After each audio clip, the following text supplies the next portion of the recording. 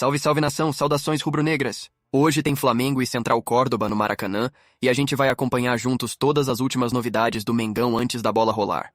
Preparei esse vídeo com tudo o que você precisa saber, as informações atualizadas, a provável escalação e a grande novidade, o retorno do atacante Pedro, que está relacionado para o jogo de logo mais no Maraca. Os créditos das informações estão aqui na descrição. Já deixa o like para fortalecer o canal e aproveita para comentar aqui embaixo o seu palpite para o jogo de hoje. Agora, sem mais enrolação, bora pro vídeo. E hoje o Flamengo estreia em casa também na Libertadores. O jogo é contra o Central Córdoba da Argentina, ao vivo na Globo. Depois de Vale Tudo, Débora Gares está aqui, já está no Maracanã para trazer as últimas do Flamengo pra gente. É contigo mesmo, Débora. Tudo bom, Escobar? Muito boa tarde para você, para todo mundo ligadinho com a gente. Tem um montão de coisa para falar e começo pelo capitão Gerson, que está de contrato renovado com o Flamengo até o fim de 2030. O jogador de 27 anos ainda tinha vínculo válido até 2027, conseguiu essa extensão de contrato e também um reajuste salarial. Segundo a diretoria do clube, uma forma de valorizar a seleção nos últimos 2 jogos pelas eliminatórias para a Copa do Mundo. Vive jogos com a camisa rubro-negra, somando as 2 passagens pelo clube, né? E recentemente estava no radar do Zenit, da Rússia. Além disso, foi convocado, né, para a seleção nos últimos 2 jogos pelas eliminatórias para a Copa do Mundo. Vive um grande momento e falou, depois dessa renovação contratual, sobre a emoção que está sentindo. Vamos ouvir. Feliz demais. Só até difícil de chorar, mas estou emocionado porque eu sonhei com isso. Foi difícil chegar aqui, mas está valendo a pena. Isso aí, Gerson tem que ficar mesmo um cracaço de bola. Débora, o pessoal está reclamando muito que o Flamengo cria chance, mas está perdendo muito gol. Soluções para hoje, a gente tem ideia ou não?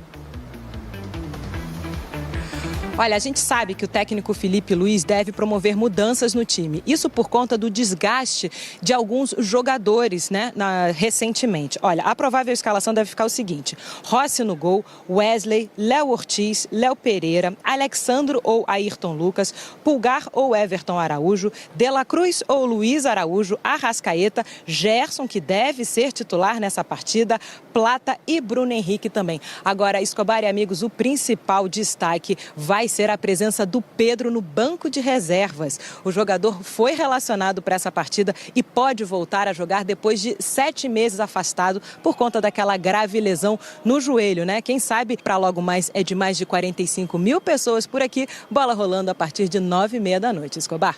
Valeu! Na mão, Bruno e Mari, que eu estou buscando ver se tem mais boas notícias, né? Porque a fase do Flamengo está tão boa, dentro e fora de campo, que eu estava tendo a dúvida. De repente você quer esquecer alguma coisa, mas não. São essas duas e elas me parecem já serem mais do que suficientes, né, para poder aumentar ainda mais ou fortalecer, renovar a habitual confiança rubro-negra em jogos de Conmebol Libertadores. Logo mais o Flamengo pega o Central Córdoba às 9h30 da noite aqui no Maracanã. Apenas atualizando, as informações já são de domínio público, estão no site espn.com.br. Pedro, relacionado, fica no banco.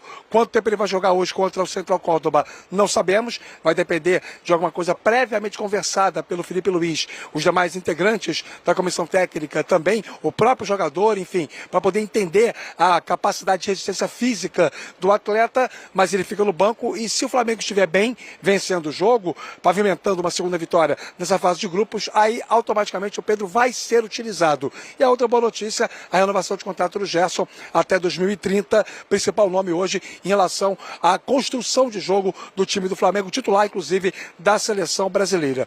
Desenhando aqui uma provável escalação com as voltas do Bruno Henrique e também do Gonzalo Plata, e partindo do princípio que o Alexandro, o Pulgar e o De La Cruz ficariam preservados do jogo dessa noite pela minutagem recente, pelas características biológicas desses jogadores, a tendência é que o Flamengo jogue com Rossi no gol, o Wesley, Léo Ortiz, Léo Pereira e Ayrton Lucas, voltando à condição titular, o meio-campo com Everton Araújo sendo o único volante de contenção, Gerson recuado para a função de segundo homem e o Arrascaeta, e na frente o Luiz Araújo com o Bruno Henrique e também o Gonzalo Plata. Essa deve ser a escalação para o jogo das 9h30, com promessa mais uma vez de um Maracanã lotado, até porque tem sido sempre assim nos jogos do Flamengo e não é de hoje, né, meus amigos?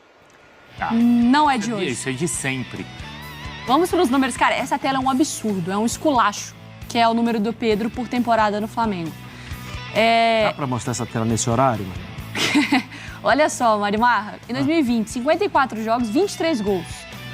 Assistência não tô nem aí, não. 2021, 46 jogos e 18 gols. Só que 7 assistências eu vou ler porque é muito também. 22, 59 jogos e 29 gols.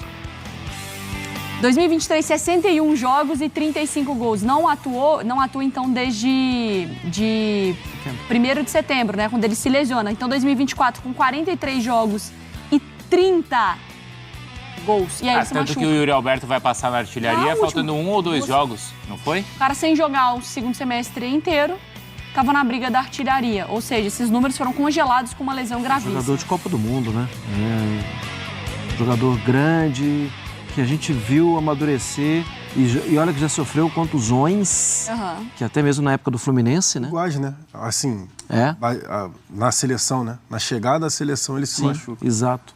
Mas é o melhor centroavante do futebol brasileiro, né, gente? Aquele cara da área, aquele cara que decide os jogos, assim, às vezes de forma unilateral, né? Aquela bola que fica dali, daqui, opa! Ele vai lá e dá um encaminhamento preciso. E o Flamengo sentiu muito a falta dele, porque, obviamente, a seleção brasileira sente a falta dele até hoje. Acho que a seleção sente mais que o Flamengo. Porque o Flamengo continua produzindo. O Flamengo continua ganhando. Então, tem uma mudança, né? Assim, só pegando o gancho. A seleção sente mais do que o Flamengo, mas, por exemplo, o Flamengo do Tite sentiu de uma forma que não teve como reverter. Foi devastador. A gente ainda não viu o Flamengo do Felipe Luiz, não é isso? Com o Pedro? Não vimos. Não vimos. E tem a tendência a ser, assim, assustador. Sabe o que é muito doido, já? Porque assim, que tem alguns treinadores que quando ele tá ganhando, é até ruim quando ele ganha jogador novo. Porque você fala, ixi, o cara vai ter que mexer no esquema. Não mexe. Foi ali que ele se perdeu. Tá funcionando. Eu nunca vi receber jogador bom e virar problema, porque tentou encaixar e desencaixou foi todo mundo. Com o Felipe Luiz eu não tenho esse medo. Não precisa ter. Não tem esse medo? Eu não tenho. Ah, bom. Eu não tenho. Não, também não. Até resgatei o trecho que a gente conversou sobre isso. Hoje é quarta, já tô perdido no tempo. Quarta, né? Na segunda-feira a gente falou no pós, né, do Vitória. Assim, a diferença o bom é que não vai precisar realmente mudar, não tem por que mudar o esquema, porque o time do Flamengo já estava jogando dessa forma com dupla de ataque, não tinha essa questão do 4-2-3-1 ou qualquer outra variação. Tem sim a forma que o Felipe Luiz vai botando a forma do time jogar ali, né? Em determinado momento ataca mais por fora, em determinado momento mais por dentro, mas está atuando com dupla de ataque, não está com uma referência, como, por exemplo, tinha discussão na época de ser a referência o Pedro ou o Gabigol. E aí foi onde o Gabigol teve problemas, no momento que o Gabriel tinha que jogar de costas. E aí, parceiro, de costas, o Pedro vai deitar na maioria dos centroavantes do futebol brasileiro, porque o Pedro é uma exceção. A gente parou de produzir jogadores como o Pedro, camisa 9 mesmo, centroavante. Da mesma forma que a gente parou de produzir, por exemplo, camisa 10. O moleque que é um pouco mais lento, que é criativo. Não tem mais isso também, é ponta. Tu não tem mais segundo atacante, é ponta. É aquela história que a gente falou, esse habilidoso que antes vestia 10 jogam pra ponta. Exatamente, vai pra ponta. Não é mais aquele 10, o meia. Enfim, da mesma forma que o Pedro. Então, para arrematar, eu acho que não vai precisar mudar a forma de jogar. A única diferença vai ser, por exemplo, no perde e pressiona. Ou na forma que o Flamengo, com o Juninho, pressiona a defesa adversária. Acho que é o único ajuste. Acho que é só esse ajuste, pelo menos, que eu enxergo da diferença de pressão na defesa adversária. Mas com a bola no pé, aí esquece. Então não vai mudar o jeito de jogar, Rafa, mas esse ataque titular jogaria quem ao lado do Pedro? O Flamengo titular existe, meus amigos. Eu não sei se vai ser esse que o Felipe Luiz vai praticar, porque claro que ele depende de algumas circunstâncias. Às vezes o jogador que teoricamente no desenho inicial começa a performar melhor do que os outros, pede para passagem, vai ter que jogar. Talvez haja uma dúvida na lateral esquerda, mas eu acho que já há algum tempo se consagrou que o Alexandro seria o maior nome para poder fazer o balanço defensivo com 3 homens, porque o Wesley sobe muito, o Alexandro consegue atacar, mas também tem uma capacidade maior de recomposição. O Flamengo ideal, com todo mundo bem fisicamente, bem tecnicamente, é aquele de Rossi, o Wesley, os 2 Léo, Alexandro, o Pulgar, o De La Cruz, o Gerson, o Rascaeta, o Bruno Henrique e o Pedro. Isso. Esse é o time. titular do Flamengo. Qualquer outro jogador que entre nessa formação é por uma circunstância e porque, repito, possa estar atravessando uma fase tecnicamente melhor do que outro titular que vinha sendo, teoricamente, o planejado. Só isso muda o Flamengo ideal. E o Felipe Luiz vai fazer essa escalação, vai exercer esse time também porque ele crê muito no que a gente chama de memória de jogo, né?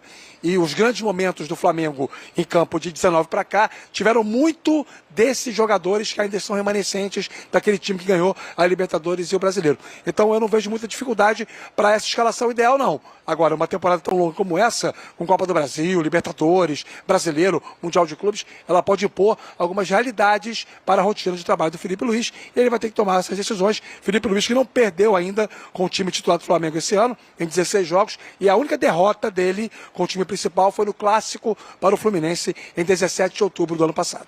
Até porque são poucos que vão aguentar todos os jogos, né? Porque o time com Arrascaeta, porque para mim o principal nome aqui que eu tenho mais, não desconfiança, né, mas que tem um histórico, sim, é o Arrascaeta. Ele e o Nico. Ele e o Nico. Você não imagina que, beleza, tem um time titular, então tá garantido ali que você... Claro, forças maiores podem acontecer, mas o Pulgar me parece alguém que tá mais presente jogando. O Gerson vai jogar. Agora o Arrascaeta e o De La Cruz, eu não sei se eu vou ter por 3 rodadas. 2 zagueiros vão jogar, o Wesley vai jogar. Os laterais, talvez uma mexida ou outra por cartão, por não sei o quê. Mas o Arrascaeta e o De La Cruz, eu não sei se consegue manter a estrutura tática do time, Marra. Por uma questão deles, né? Eu não, sim, o De La Cruz, por mais que eu perceba que tem rendido mais, o De La Cruz ainda me dá um pouco de, assim, desconfiança. O ritmo do futebol brasileiro é muito exigente e acho que ele sentiu a mudança, tanto que até de posicionamento, se você buscar o que ele fazia antes, ele está 20 metros atrás, inclusive pelos lados, né, porque nos lados ele jogou. Ele está 20 metros para trás do campo e eu não sei se... Para mim, ali, o Pulgar é inquestionável. Inquestionável. No mais, eu acho que tudo não. Na posição dele, tudo pode ter ajuste. Talvez com outro, talvez com ele. Do meio para frente, ok. Mas eu sou mais reticente. Sou mais reticente pelo nível de investimento e o pior, pelo que ele já mostrou. Porque não foi uma edição de inteligência artificial que nós vimos. Não é nem pela questão física que você está falando, né, Marra? Eu acho que tem mais coisa aí, assim, que talvez de adaptação.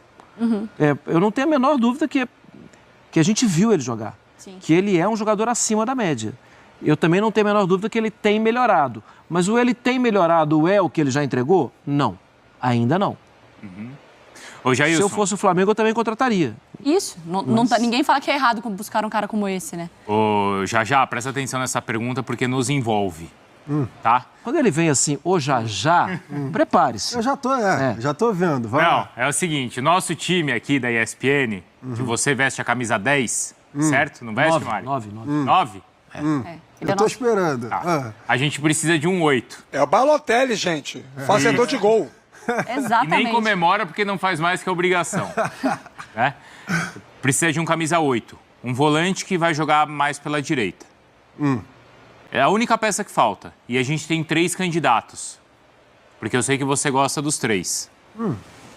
Richard, Rios, Carrijo ou Gerson? Não. Pra quem você dá a camisa?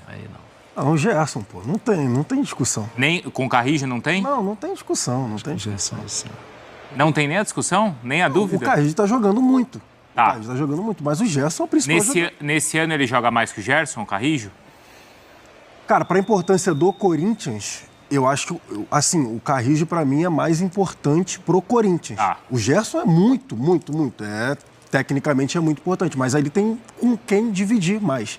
Por exemplo, tem o Wesley, que é um lateral hoje de seleção, que toda hora vai salvar a pele do Gerson em determinado momento, que, por exemplo, que o Gerson se enrolar. E o Wesley vai estar fazendo a ultrapassagem.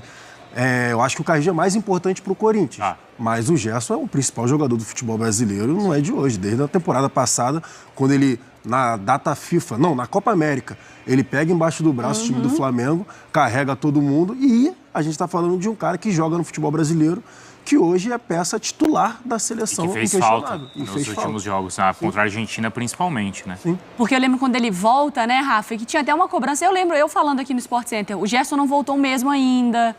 Teve aquela cobrança, tá achando que é o De Bruyne? Não, mas a reta final dele de Copa do Brasil... cobrando. Mas teve isso, teve. Tá achando que é o De Bruyne, ô Gerson? Presta atenção, que não sei o quê. E aí aquela coisa tá mais devagar, não sei o quê. E aí, de repente, foi isso. Ele pega a bola debaixo do braço. Tem uma mudança, só pra pontuar, a faixa de capitão. A faixa de capitão, né? Pra mim, a faixa de capitão fez muito bem pro Gerson. Mas o Rafa, acho que quer falar, ele levantou o dedo. Ele tem personalidade. Eu acho que isso aí não dá para discutir. A questão do Gerson, durante algum tempo, foi talvez uma falta de condição. Aí eu acho que tem a ver um pouco com o comportamento e um pouco com a parte física, tá? Para acompanhar a intensidade do jogo. A partir do momento que ele se condicionou para acompanhar a intensidade do jogo, talento e inteligência de campo não faltam ao Gerson, né? E aí as coisas foram acontecendo, ele foi mostrando todo o futebol que ele tem desde garoto, na base do Fluminense, e que acabou que no profissional do Fluminense não teve muito tempo de dar essa contribuição, de exibir, até porque não tinha maturidade em campo que hoje tem. Então são vários Gersons também que existiram ao longo dos anos, e esse é muito importante. A bola pode ser de cristal com o Gerson, que ela sai de campo sem um arranhão, porque o tratamento que ele dá à bola é diferente da média do futebol brasileiro e, por que não dizer, sul-americano e até mundial. E aí, Bruno Vicari, se você, em vez de citar o Carrijo, se você, em vez de citar jogadores que atuam no futebol brasileiro, deixasse para o Jailson escolher entre o Gerson e o Rodri, talvez aí ele tivesse um pouco mais de problema, viu, Bruno? Eu tô pensando nos que estão aqui, né? E o Gerson resolve os problemas do meio. Sim. Porque ele, em 2019, que em algum momento ele foi subvalorizado, ele limpava qualquer espacinho que tinha quando o Flamengo perdia a bola. Eu lembro do jogo contra o Grêmio, você pensava assim, mas em quantos lugares do campo esse cara tá? Não é possível. Foi aí do apelido, né? Do Coringa, do Joker. Foi nesse daí, porque o Gerson jogava de tudo. Era meia direita, meia volante. esquerda, primeiro volante, segundo volante. Aí foi com o Sampaoli lá na França, virou atacante. A entrada dele no lugar do Diego Ribas resolve o time, né? Exatamente. Ô, Rafa, até mais, tá? Obrigado. Um abraço, até a próxima, amigos.